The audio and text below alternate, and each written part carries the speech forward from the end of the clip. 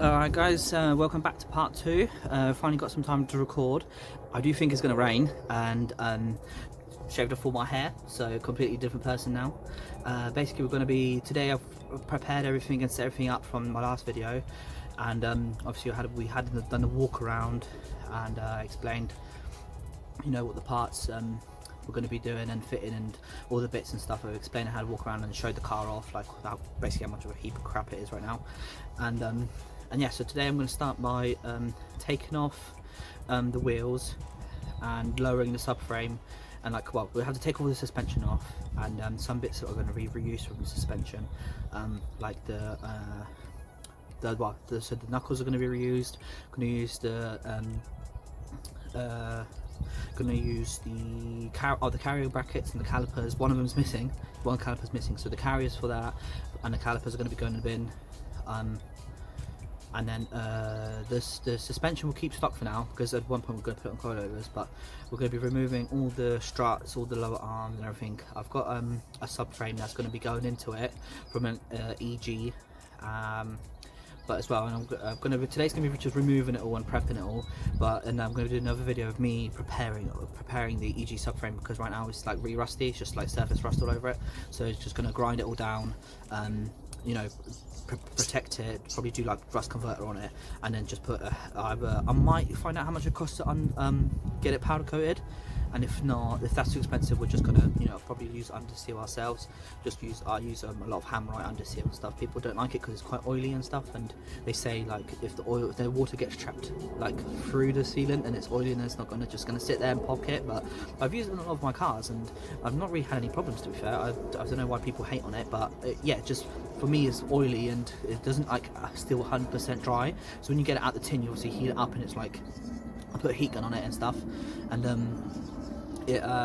yeah, it just kind of, it goes all like really soft and stuff. But yeah, just thought, like, why not put it on the subframe, you know, put it all underneath of the car and stuff. And if it's too expensive to powder coat a whole subframe, it's quite a big piece of metal, then maybe we can just, you know, under seal it and stuff, and it never goes like 100% dry, so it's always a bit like oily. And in my opinion it's quite good, because then, you know, the oil repels the water and all the stuff off of it anyways. So yeah, we'll see how we get on with that.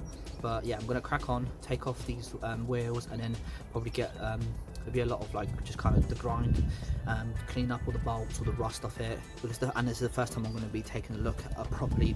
I've had a quick glance when I bought the shell, but like I'll be taking apart all the, you know, seeing everything properly and actually getting a good light on it and stuff. So what we'll do is got my Mac Tools gun with the 5 hour amp battery.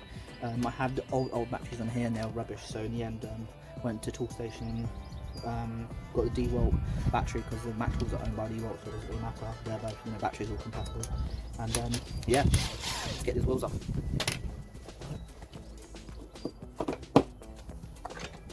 Right, so for these Civics, they're 4 stud pattern, and we've got a 19mm go on here.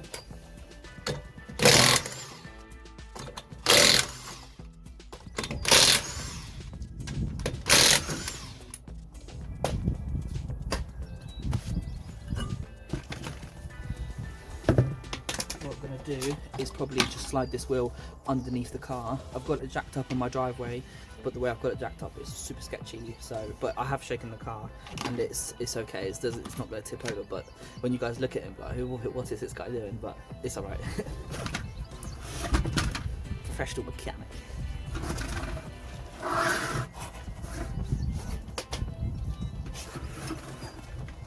That on there. Right, that's all done. So I'm going to bring you guys closer in. Let's have a look at this. I stand here. There you go. So we've got all the suspension here.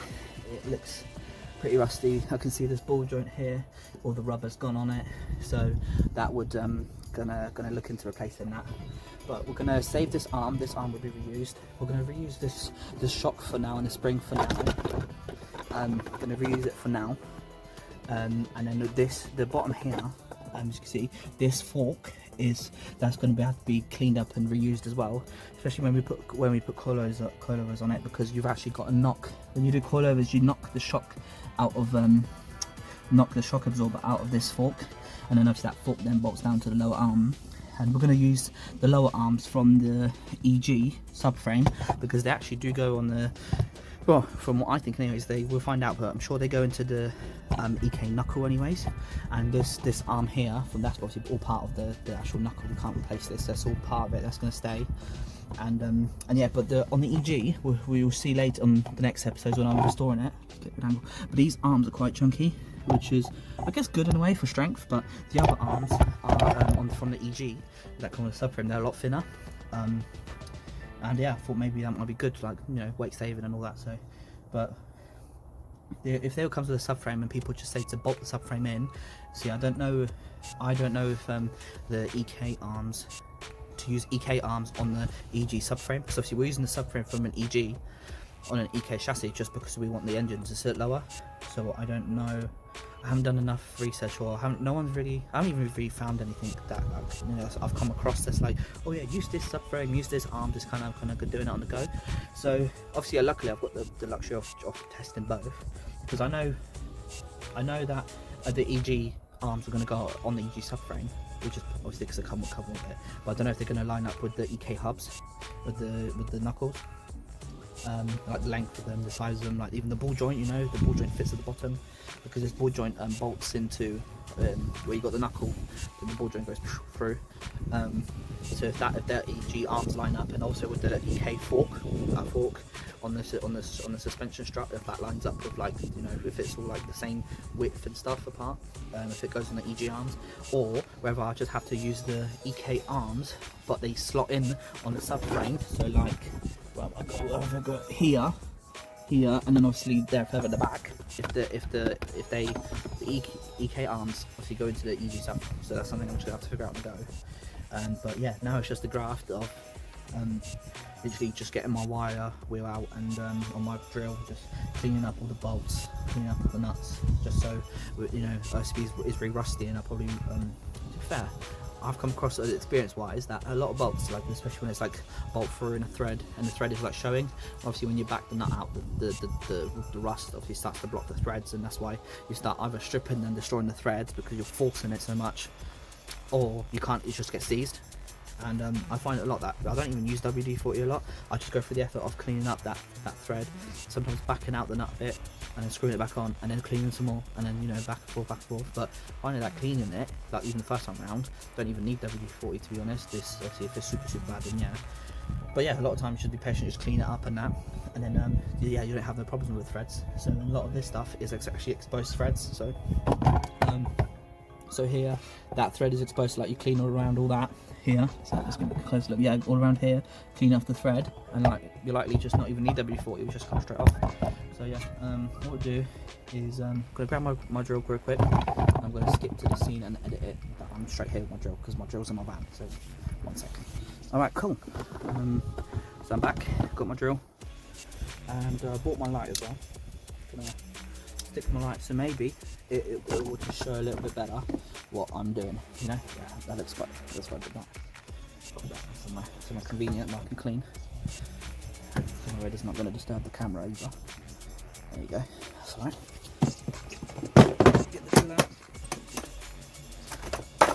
Just going to use a normal DeWalt brushless drill, 18 volt drill with comes with the 3 hour amp, the 3 amp battery. So yeah, got the normal one. We've got just normal circular wire wheel, or we've got the flat one as well I'm going to be using, which is this one as well for some like certain angles. But for now, it's just a case of cleaning it all off.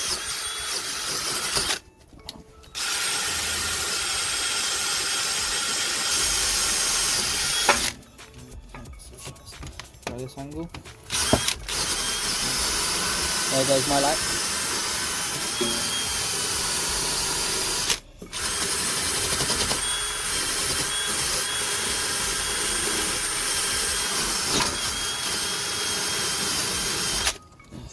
Right, so even just that, like a few seconds, see, I'll just pop this light back on because I knocked it off. So even this few seconds here of just doing that, I don't know how good it was on the camera at the start, but like you can see how obviously I've buffed off all the rust and how shiny it is now. So like with this, like the threads are so clean, we're not going to get no dirt stuck behind it while we're, you know, unscrewing the nut. And yeah, it should come out like even easier. Probably this is even better than if I just didn't clean it at all and just put WD-40. This method's probably even better, you know, because the WD-40 is obviously like penetrating it to loosen up the rust. But here I've actually removed the rust, if that makes sense, you know. So with the WD-40, the rust is still there on the thread. So yeah. So we're going to move on down to the lower bit here, which is see the angle. We've got the let's try and get, oh, here you go. So here we've got the track rod end. We're going to do the track rod end to quickly clean it up, and yeah. And as well, I did mention as well, because this is an old car, you don't get this in new cars, but we've got the little, it always sees in there, when people don't grease them up, or like, you know, put like grease in it when they install the new ones, or which we will do, we put like a bit of grease in there when we put new pins, but they've got security pins here, they go through the castle nut, that's why this nut's got grooves in it. And yeah, and then what you do is obviously you've got to knock this out and pull it out, and a lot of time they snap, and you know they're rusty and they're thin metal, so they break when you try to like kind of pry them out or pick them out with some pliers. Yeah, I've got new ones, so it's no problem. I've got like a universal set, you know, that will just go back in there, and yeah, but we'll put grease in it and all that. But they've got to go in there because for older cars, it's actually an MOT failure, you know. For I don't know how strictly good this car's going to be, but it is for the track. But if we ever do get MOT, I'd like to drive out on the street, so I'd like to make it as legit as possible, you know. On the weekends or something during the summer to take it out for a little bit, like for maybe car meet, you know. I live right near a car meet that happens once a month, so that'd be nice to build it, take it down and show it off what like my company, what my business can do, what I can do. And yeah, I'm gonna make it all legit and put new pins back in there. And yeah, so yeah, let's crack on, and I'm quickly gonna do this bottom one down here.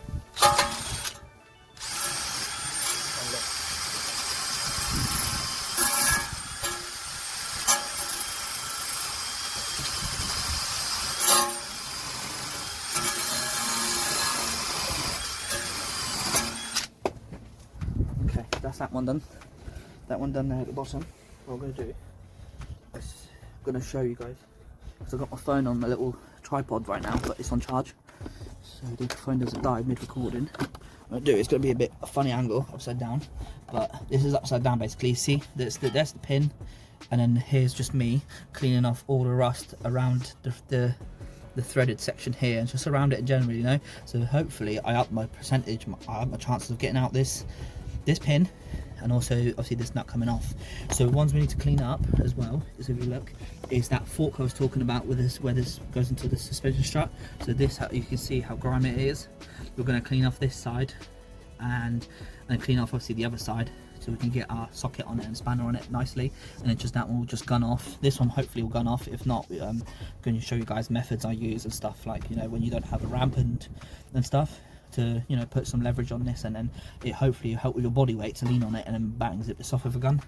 You can see here the subframe actually looks okay. Like it's a shame that I've got to get rid of the subframe. This subframe's been, it's all nice and black, so like it's not rusty, like, which is a shame. But you can use them, but again, it's all about that engine height. So we want the engine to be nice and high on it, you know. So sorry, not nice and high, nice and low. My bad. And yeah, I'm just having a look. I'm just like looking. Like it's kind of like, sorry if I'm like, sometimes I might like waffle or talk shit or kind of look around, because I'm actually taking a good look at it myself as I'm recording the video. So it's kind of on the go, so you guys can see my actual proper reaction, you know, to see how shit it is. Gonna disconnect the brake. Gonna disconnect the brake line right from the caliper, which is right here. The banjo bolt. We're gonna disconnect that from here. Just because, well, and we're going to have to disconnect the actual line, little bracket here that holds it to the knuckle from here, just so we can free this up for when we remove, because we're going to remove this whole thing. Yeah, and then, but eventually we're going to replace this line with the braided steel lines that they're not too bad. I don't think they're about like 80 quid, I think, on eBay. And the reason behind that going to be because I don't actually know which I think they should be okay, but I can't guarantee that the calipers that I mentioned in the last video, because obviously I've got one caliper missing on the other side. This one is here, but the other one's missing, which I didn't know, because I was originally just going to keep it all stock and maybe just buy some cheap discs, just so you know, because these discs are finished, and then just use the stock brakes for now, and then later on I was going to upgrade, and because I want to refurb the brakes I've got from Integra DC2.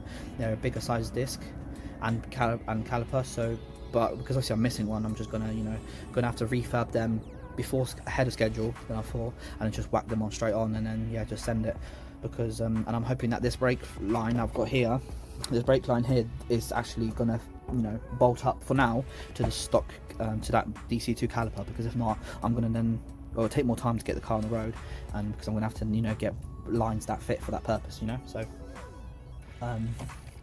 so yeah, and then as well, I'm just looking about how to remove this top arm here, this top suspension arm right here, and from what I can see, I used to have an EK, which is embarrassing because I should know all this, but we've got 2 bolts to drop here, so we're going to clean up all this, and then I see these bolts actually for the shock absorber.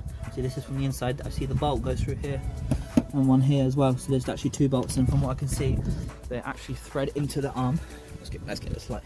They actually thread, there you go, they thread into the arm from the inside, so it's just a case of, I'm not gonna lie, it's gonna be hard to clean that in there.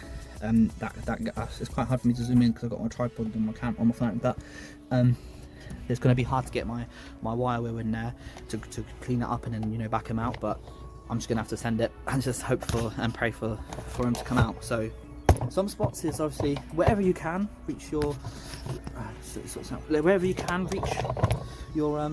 wire wheel on your drill, like 100% just do it, but wherever you can, maybe good old WD-40, just a precaution, you know. But yeah, but there's no way I'm going to fit my drill into that tight gap up there. So some spots you can't and some spots you can, you know, it just depends, but as much as you can, I'd highly recommend doing it. I'm going to take off this plastic tray as well, so when we come to fitting the engine, right here we've got the plastic tray. That's going to go back on when we've got the new engine, well, depending on fitment, but that's going to go back on, hopefully. But for now, when we come to installing the new subframe, installing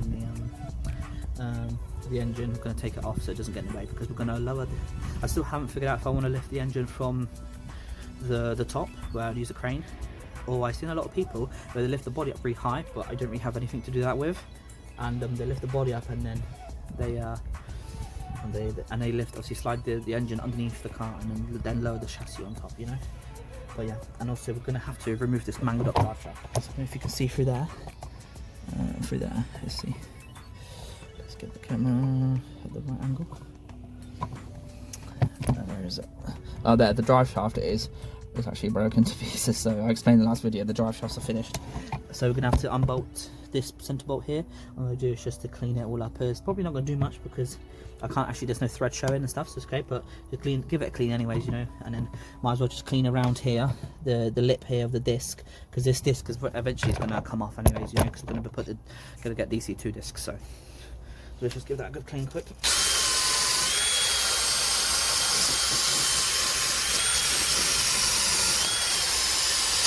What I do as well, I'm going to try to provide as much information as I can just on this one side, exactly what I'm going to do, because just to make it quicker, make the videos like more efficient, I'm going to explain every little thing I do on one side, and off camera I'll do the other side and bang it out, you know.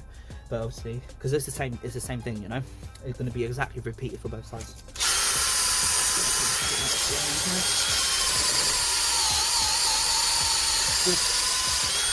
Little rust line everywhere. Okay, so I'll see if I can maybe back this away a bit so you guys can see exactly what I'm doing. Exactly how I'm doing it, so just got a bit of light there. So yeah, so I'm just basically going here with the wire wheel, I'm hitting the angles, bang bang here, getting it in between the studs like that, so you're not scratching anything, so like the wire wheel's at an angle. Let's see if I can zoom in. So yeah, like this, it's at an angle, just hitting it, and then, you know, like where the stud is, I'm hitting it like tilt with my drill and getting right there in the corner like that, instead of where there's a gap, I can't just flatly put my drill, you know, flat like that, but yeah, at an angle for like weird corners and stuff. And then for the centre nut, where obviously you can still, you don't have to just clean the outside, you can clean the inside. I just whack it over the nut like this, and then just hold it there, and then just, yeah, let it do its thing, just like this. There you go. Just hold it in place. Bang. You can see all the rust flying off in the light.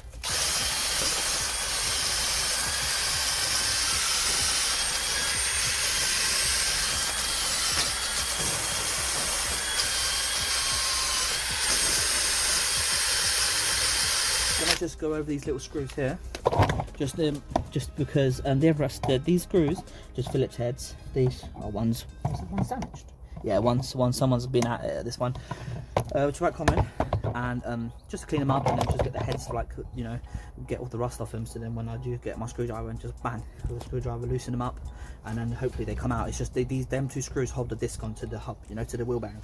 So yes, just go over them like this, clean them up. And that's it.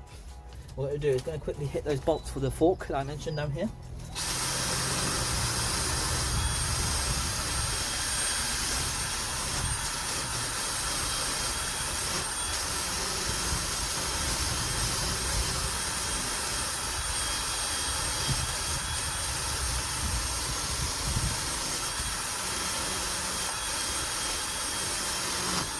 Right, so that's one side.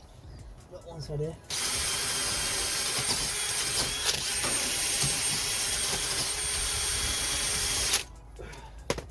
Cool, yeah, so now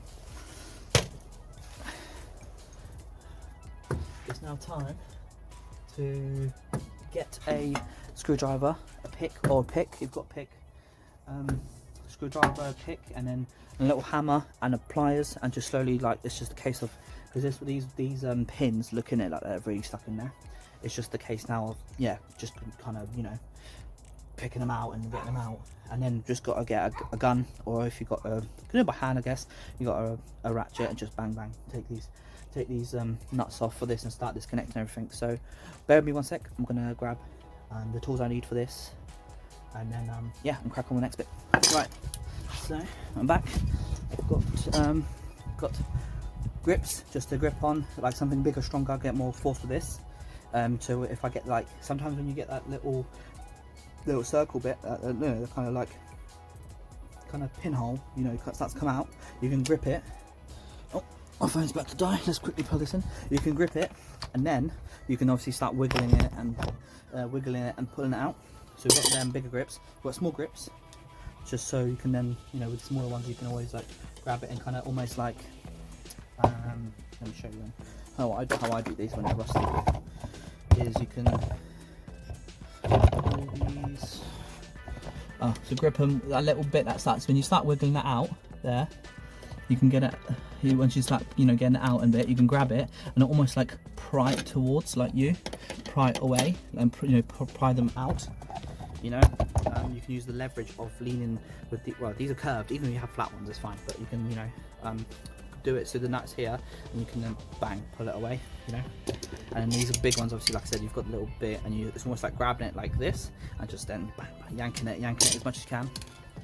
And then I've got a screwdriver to, it's almost, with this, it's like once you get it to the tip of it starts coming out of it, the little hole, you can then maybe at an angle, depending on if the pin on yours is facing like a, in a street direction, you might not be able to do this, but you might be able to get the corner of the screwdriver, and then catch it on there, and ever so slightly on the, like, the loop like this, let's say, like that, like this, and then just, you know, tap it with a hammer and then just give it that shock. And obviously this, I use this a lot to get it beginning. These are quite thin, so sometimes if it's super rusty, then obviously your pick will bend and snap, but I give it a go anyways. And then when you start to see your tool give out, you stop. But it's just to get that initial little tiny ass edge here behind the hoop, and then just start prying it, wiggling it, tapping it, anything you can do, you know. So what I'm going to do is first, from behind, when you have the pins, they're obviously straight, and then people almost like bend them out like this to like secure them. So what we're going to do is with these, just get in behind here and just straighten them out as much as we can, so then when they're straight, they can obviously go through the hole, you know.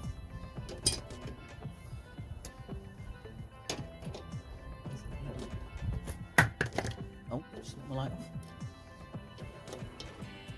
Oh, there you go. So I'm going to show you what I was, in case you're not familiar, is right here. So like you can see the pin.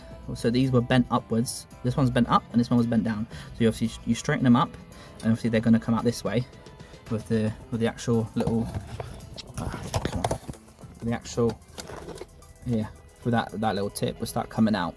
That's what we are trying to do. Just get them straight and slowly gently start working that out. You know, let's get that straight neatened up even more. Sometimes you might want to grab that bit we just straightened out. If you're lucky and it's not super rusty, then actually almost like start you know, wiggling it, seeing if it will go, you know, without having to tap it with a hammer yet. And I've got my big ass hammer. I've got Thor, my Mac Tools hammer. I think it's overkill. I do have a smaller hammer in my van. I've helped my mate out today and I've just not been able to find it because I used it on a job earlier today. I think he's misplaced it, so I'm gonna come through if he's lost my tool. Let's have a look. Oh, perfect. So I've just got it moving. So this is what this is lucky. I'm hoping all the other sides, the other side and then the one for the track rod end does exactly the same. There we go. Is here. So I grabbed the pin, and you see that bit was obviously before it was hidden inside. So just to try my luck, I tried to wiggle that out. As you can see, is if you compare it to a minute ago, its little loop is popped out even more. So here you go. So I grab it and ever slightly just wiggle it. As he's coming. So then I'm going to put my pick in there. Get my pick in there because of that little loop in there. Yeah, it's tiny. So oh, and there goes my light again. Let's see. So I've got my pick in there. And I'm just going to wiggle and get it out. Let's see if I can get my light. Let's go back on here. This is the most amateur YouTube video you probably ever see. But this is not gonna lie, this is my second time recording, or third. So yeah, got it in there, see? I'm slowly pry.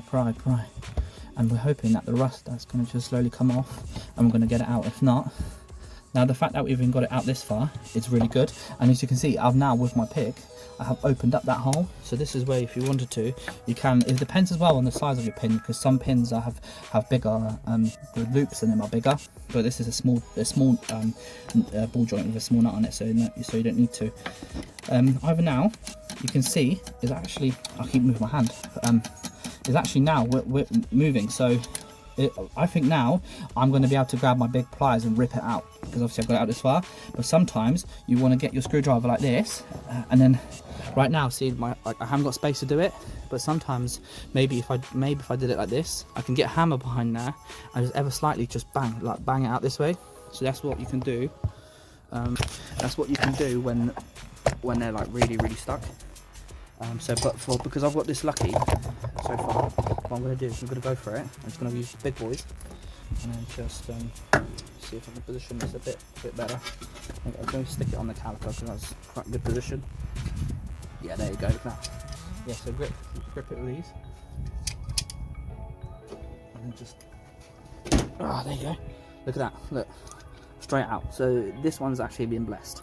This is like an easy one. So usually the bits that I told you that you've got to squeeze and all that those corners snap, and then you're like, oh, I've got nothing to like grab and pull and twist because they snap off these corners.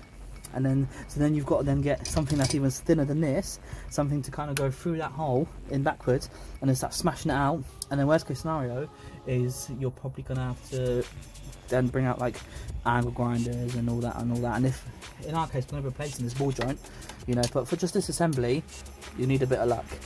and if it's not, then it'd be the case of just maybe you're going to replace the ball joint anyways like I am, and you don't want to faff around like I just did, try your luck, and you just want to be like, bang, you know what, I'm not going to risk it. You can always just get an angle grinder and either just cut this nut, or just actually probably just get, if your disc is big enough, you could probably just slice through it. So if you put your angle grinder blade like that and just go bang, because there's a gap right here, I can put my finger through, my pinky will go through that gap. So what you can do is just slice that whole section off and then just smash it, just hit like here in the corner, hit here with your hammer, and then this should just pop up. And that's the last resort anyways, you know. But if you're trying to save your ball joint, then it's just a case of having to like faff around and point something in the back of here if those bits are snapped off, and then just it's a case of hammering maybe WD-40, maybe some heat, like you've got fire.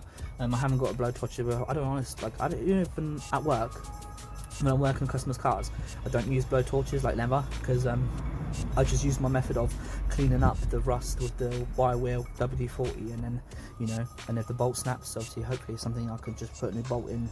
And I tend to not to actually have to use fire, because I just use the wheel drill method, and it's alright. So yeah, what I'm going to do is I'm going to crack on. I'm going to do this one. I'm going to show you how we do this one. I'm going to record the one that's for the drive shaft, but I'm just going to pause this video because my phone memory is running out, and I've got literally 2 minutes left on my phone. So what I'm going to do is I'm going to edit and chop up everything, and I'm going to then get more memory back on my phone, and I'm going to show the next step, which is me doing the next pin, and just we're going to do bolt by bolt, and then, you know, I'll do the other side off camera. But this side is all about, you know, kind of teaching people like every little detail, because a lot of people miss this stuff. So I just want to be, you know, be as educational as I can. Even like a tiny thing like taking out a pin, like if you like, you know, if you like, because I've done it so many times, I've got little tips and tricks. I've done it in minutes, you see. But if you're the first time and you don't know what you're doing, you could be here for hours just because of one little pin, you know. So you just never know. But yeah, I'm going to pause it, cut it up, and then what we're going to do is return when I'm doing the next one. Right. Hey guys, thank you for watching today's episode. This has taken me far longer than I thought, and just wanted to say thank you for the people who have watched so far. And I know the first episode's been boring and it was just me talking shit basically, but yeah, it's going to start getting better and better now. I've got loads of content for in regards to, you know, I've recorded so much in regards to the subframes, the fitting of them, the steering rack and everything. I've got loads of coming on, so yeah, just bear with me. It's just a case now of sitting down and editing. Every day I'm at the garage now, so I've settled on really well. So the content that you guys have just watched was from like 2 months ago, which is mad. Like, it just shows that like it's not. I thought it was going to be really easy, but it's not. So yeah, so thank you very much. And yeah, I'm literally now in the middle of editing the second episode, so for the suspension, because I've got so much footage that so many people driving around at this late. What's going on? Like, I'm just trying to get home, and it's like car after car after car. But yeah, basically, I've every moment I get on like the weekends and stuff, I sit down and try to like do a bit of editing stuff, and then when I'm recording, I'm just always like grabbing bits when I can. So basically, like, you'll see like clips that are like from like 2 months ago or like 3 weeks ago, and then it's all like it's to do with the same topic, but I have no structure. I'm just kind of grabbing and stuff, so I don't even get to record an outro. So for something that I recorded like 2 months ago, I'd put it all together and be like, oh cool, it makes sense now, and then I have no outro, so like I forget these things. So yeah, so this is part this is the part 1 for the suspension, and part 2 will be coming out as soon as I get it edited, which I already have started. I'm halfway through that already.